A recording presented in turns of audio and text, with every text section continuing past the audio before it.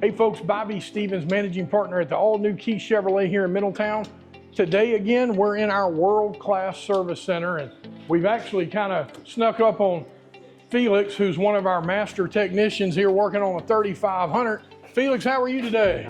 Good. Okay, but we got everybody on ladders today. Yeah, right. Felix, is this a gas or diesel truck you're working on? It's a diesel truck. So we can work on heavy-duty diesel trucks? We work on everything. And what are we doing to this one?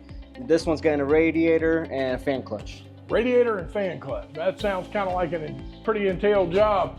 And these are all the parts you had to take off? So far, yep. Wow, man, this thing's like getting a heart transplant, huh? Yeah, right. So is there anything we can't do on these vehicles? No, we could do anything from, modifying them, tuning them, fixing the stock ones, you name it. Wow, and you've got all the certifications and been trained by General Motors to do this exact work. Is that correct? Yes, sir. Folks, y'all come on down to the all-new Key Chevy.